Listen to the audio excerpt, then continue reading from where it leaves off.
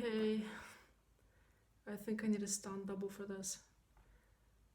I'm really bad at making videos. But I'm gonna try. There's my work desk. This is me, Katya, and I'm gonna try to show you how I sharpen my carving tools. And when I first started wood carving, I really knew nothing about it and had nobody to show me how to do it. So if I were able to learn, then you definitely can. I hope this helps. I'm going to start with the smaller 122 because it's a very easy blade to sharpen.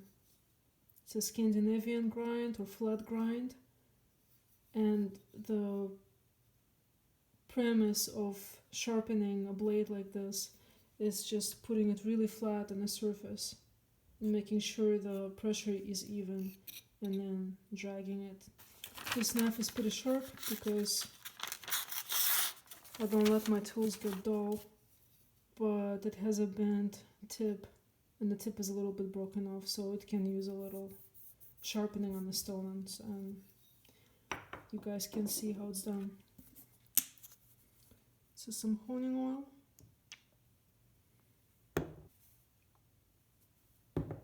And this is an Arkansas stone. I'll probably put way too much oil in it, but... Oh, I almost forgot.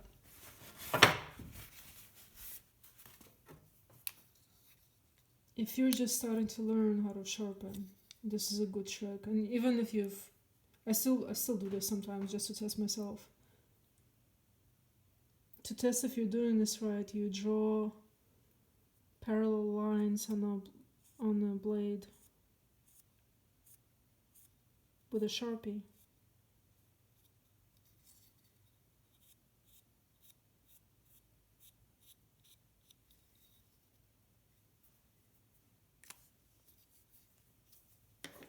And when you remove the metal, it will, with a stone, it will also remove the lines that you drew in, and it will show you if you're doing it evenly, if you're sharpening evenly, which is your goal.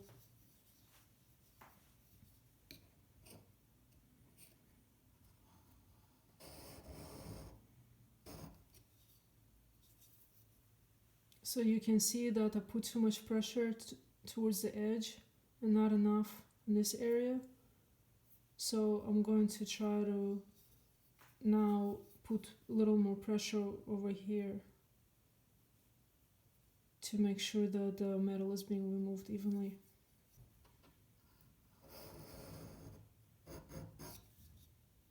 Still not even. That put way too much oil on this. Being enthusiastic. And I'm also keeping a rough count of how many times I do it each way. So it's better here, but still need a little more pressure over here.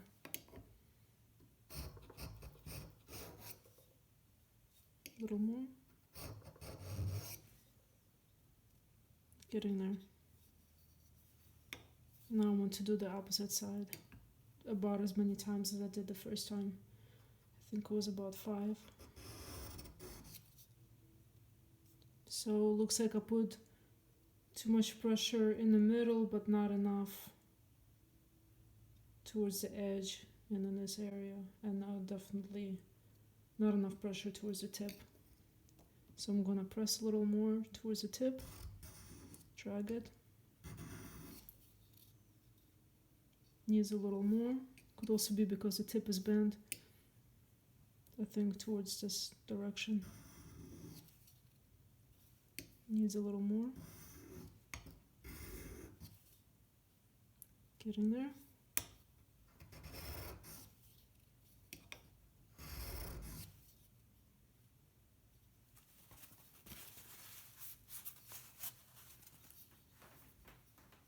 So the other technique that I think is supposed to be more professional and people recommend is doing it towards yourself, but it just doesn't feel, just feels awkward to me.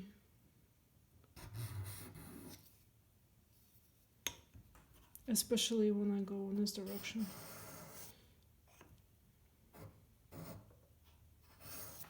It just doesn't seem to feel as natural. But try both ways and see what feels best to you.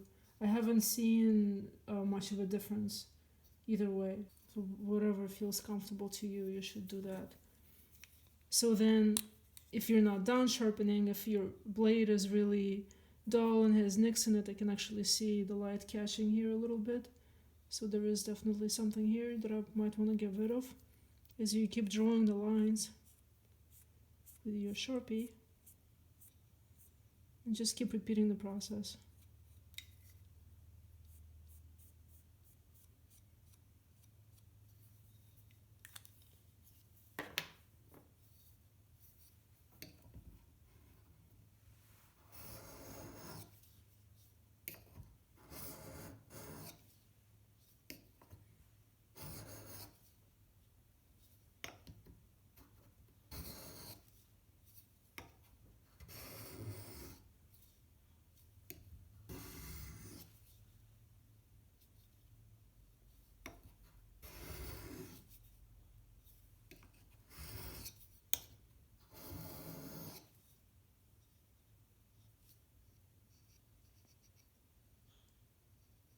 The way I test if the blade is sharp or if it has any problem areas is by dragging my finger along the edge and feeling if there are any areas that catch. And on this blade, the tip here catches a little bit. You can even hear it if you test it with your nail. So I'm gonna try to straighten that out.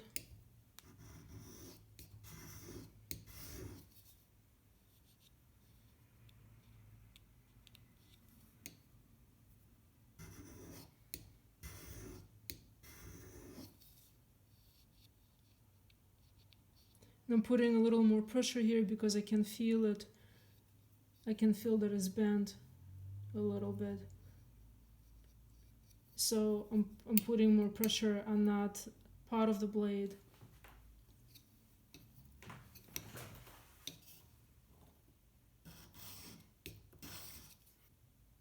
From using the tip a lot on very hard wood, the tip has worn off and sometimes it even breaks off. I'm going to show you how to fix that. Take some sandpaper. This is the back of the knife.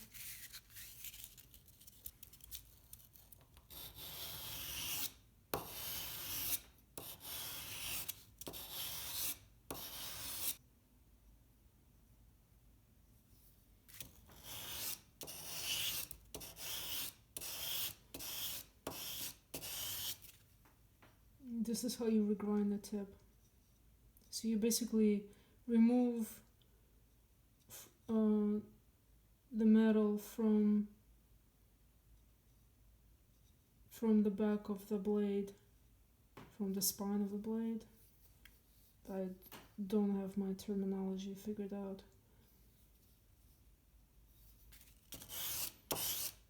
So I used to get freaked out if a tip would break off and think, oh, the knife is ruined, what do I do? And this is apparently how you do it.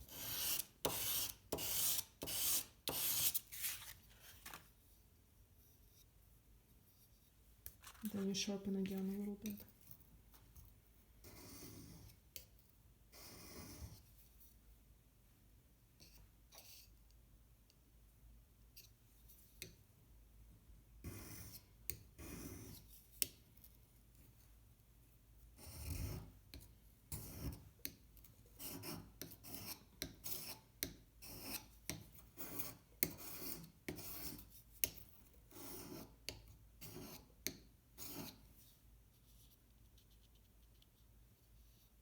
It's feeling much better.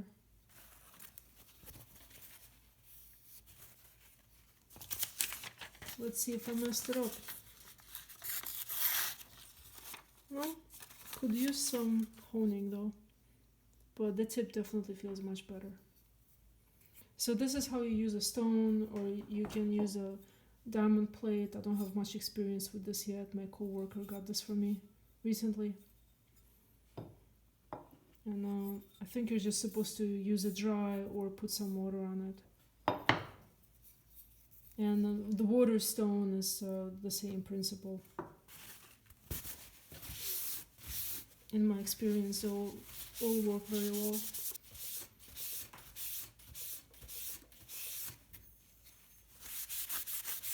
Clean the oil off before you store it.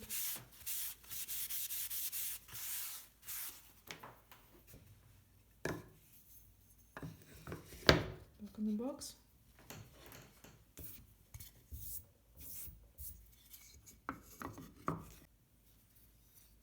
So now my favorite part, and this is the way I sharpen regularly, and I don't really use much of anything else but this, is some cardboard.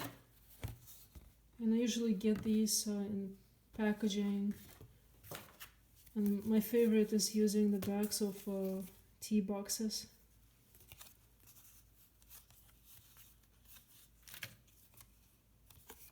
I always cut these out and save them for sharpening.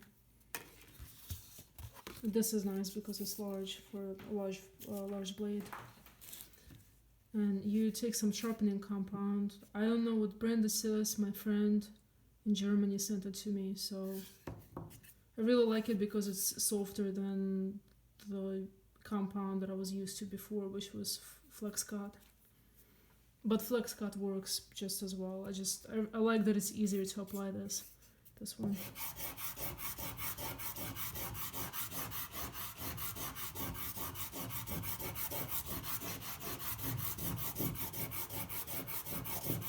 Put some on your cardboard. And the same technique as on the stone. You just want to get it as flat as possible on the surface and drag.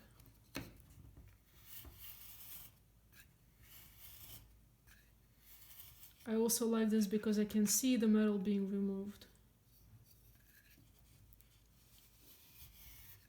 And it helps me to see if I'm doing an even job. I can see that maybe I'm not applying enough pressure towards the tip because there's not as much metal removed here.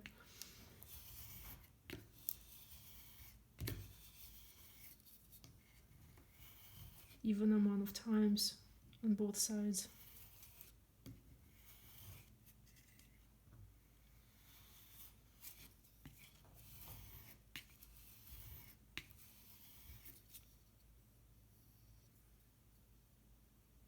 You can look at the blade, and you want to get this nice and polished, and it looks nice. Then it's done.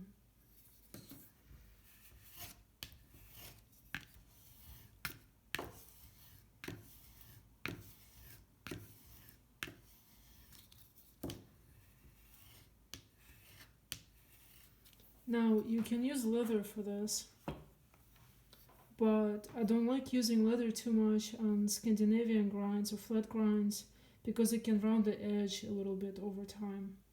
And this cardboard doesn't give much, just a tiny bit. So it keeps your edge nice and flat. This is my leather. On one side is a little rough and the other side is smooth.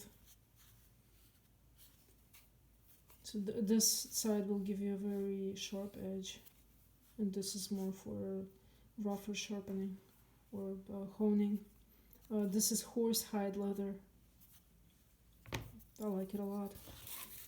And but still, I don't use this much, just to make the blade extra sharp sometimes, just a little bit. I'll use this hard edge.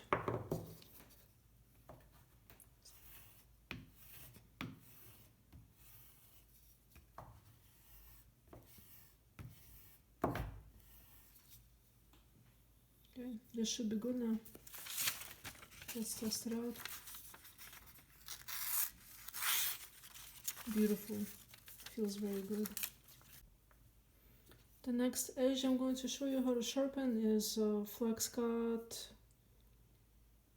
I don't remember what this is called, but it has the same bevel as the Mora, a flat bevel. So it's got the same principle of just putting it down flat. Now on your small tools like this one, the flex cuts especially, or just any small tool, or small gouge, micro gouge, I wouldn't use a stone. I used to do that, and I used to actually use fine grit sandpaper to sharpen these, and I have ruined some tools. It's not recommended by the company actually to use any stone or any harsh sharpening surface for these blades. So literally all I do for these is cardboard and compound. These are very easy to do because the surface is so small that it doesn't take much to remove metal from it. Make sure that it's flat, that the edge is flat against the surface, and drag. And you can see the metal being removed. 2 times one way, 2 times another way. And this is something I do continuously as I carve. I will carve for about 5 minutes, and if it's very hard wood, then just a couple minutes. Every couple minutes I do this, and it never gets dull. And then you don't have to deal with a lot of sharpening because your tool just never gets dull if you keep doing this. It's very easy. I carve here and I keep this by my side, and I just keep sharpening it. Just a few strokes every 3 or 5 minutes. And that's all you need. Super easy. Should be nice and sharp.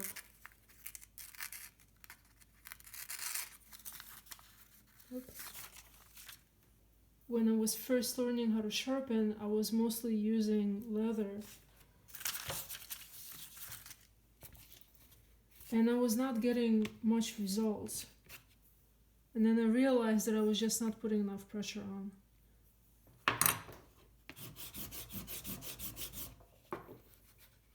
So, for example, I'll take my other favorite knife.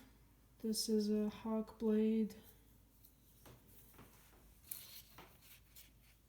And I used to think that you're just supposed to drag it very lightly, and you can see how nothing is getting removed. You really need to press down hard. And you need to see that metal being removed. See the compound turning dark. That's the metal being removed. And that's when I finally started seeing results. And before that, just for a real long time, I was just doing this, and nothing was coming out of it.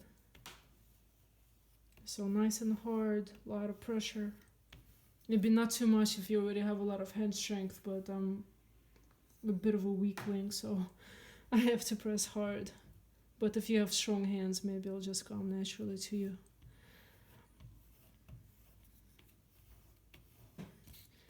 I really like my cardboard.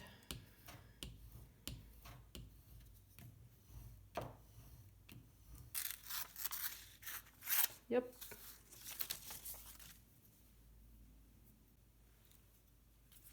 This is a flex cut slip strap, and I use this for sharpening my small flex cut tools, gouges.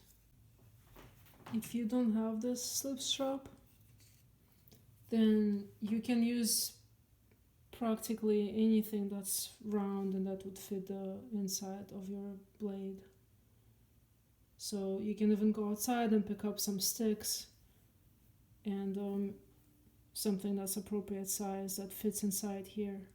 And then you can put some compound on a stick, on a wooden stick. Make sure that it's smooth.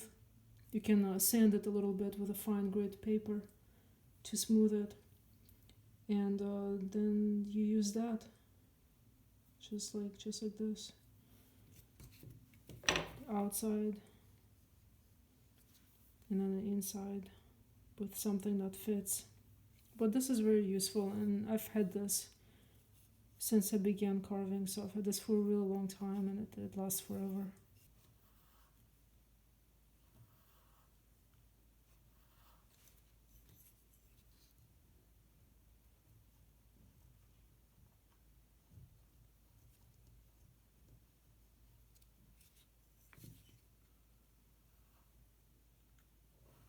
The same for larger.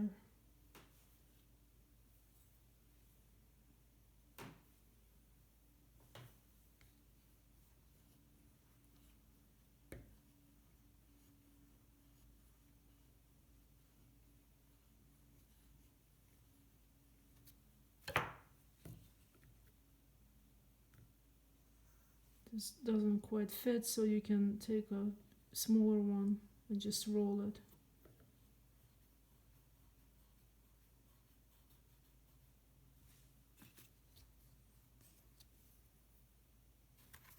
What happens when you sharpen, and also as you carve, the edge will develop a burr on one side, and by sharpening you're getting rid of that burr. So let's say this is your blade, and crosscut would look like this, and if you're sharpening this edge a lot, the tip will curve a little bit. This is the crosscut though. So this is your blade, like this.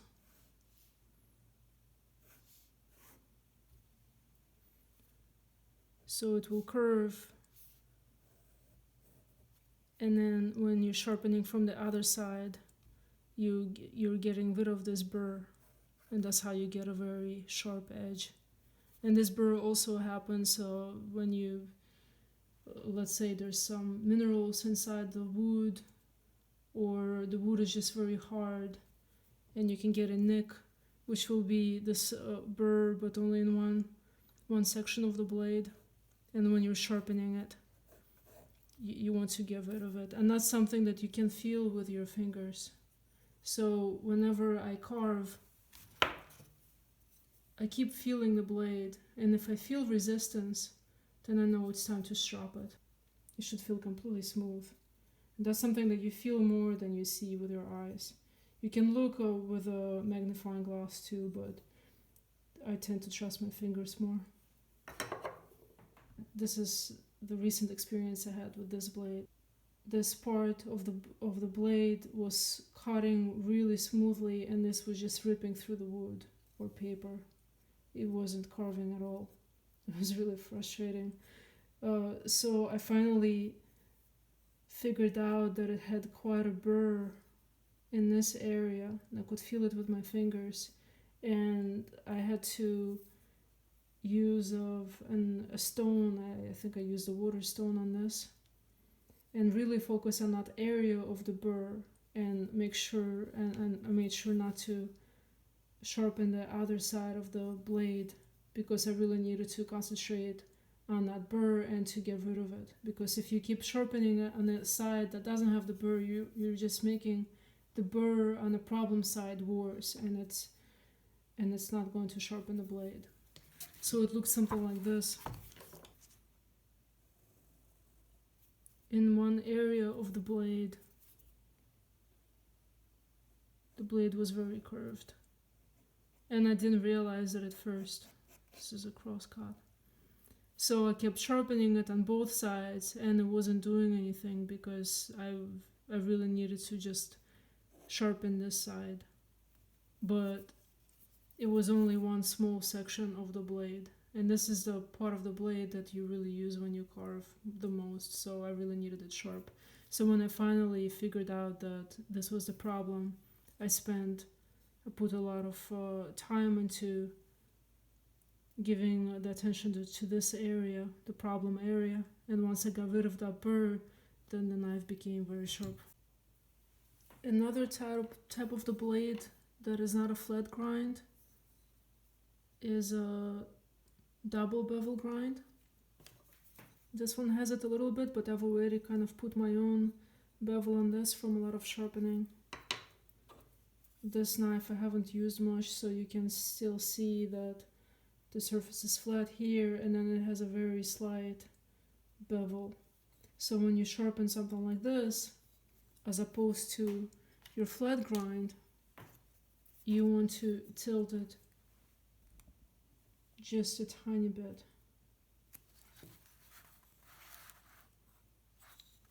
I'm gonna show it from this side. Lay it down flat and then tilt it a tiny bit, and then sharpen like this. And just lock your elbow and try not to vary the pressure. So if this is your Scandinavian grind, flat grind, and this is your sharpening surface,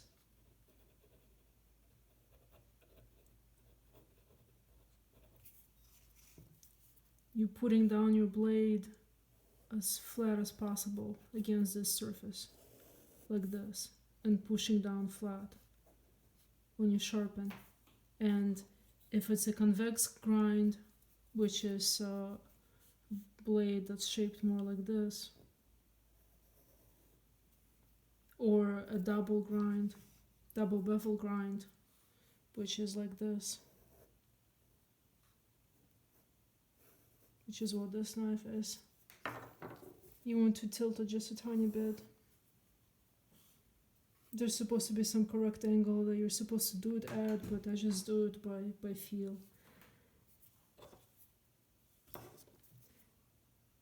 So if this is you want to put this surface flat onto the sharpening surface.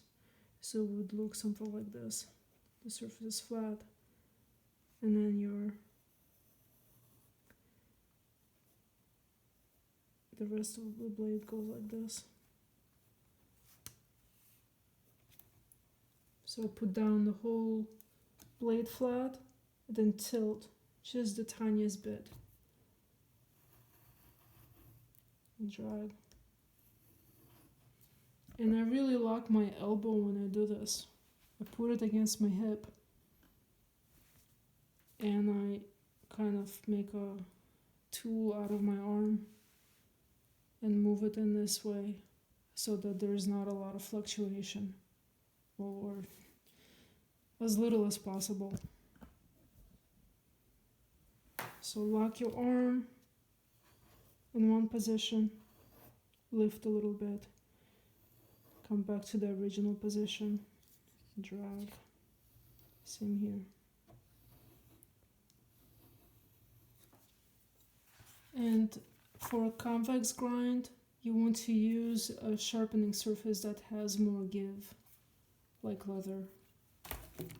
So you actually want something that's a little softer, because you want to maintain that rounded edge.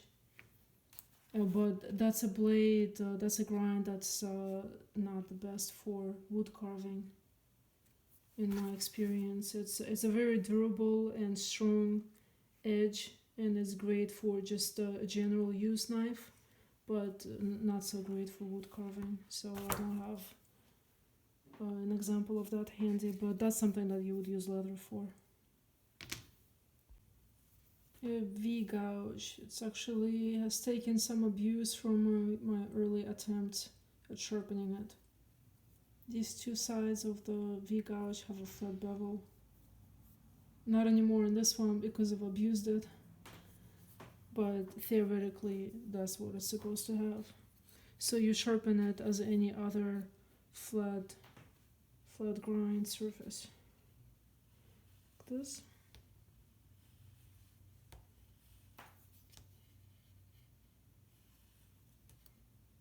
Yeah, you can see that I've really rounded it in my early days of wood carving. Poor gouge. And then I use this for the inner surface.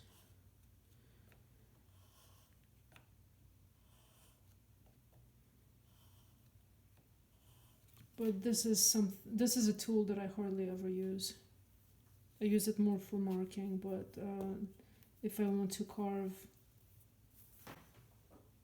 something like this, hair for example, I find that the lines turn out to be more interesting if you just use a regular blade. Because if you use a V-gouge, even though it's easier, they're all uniform and the same, and it doesn't look very interesting. You wanted to have some variety, going from thin to thick, and you can't really do it with this. So this is it. I hope you learned something. I hope you haven't fallen asleep.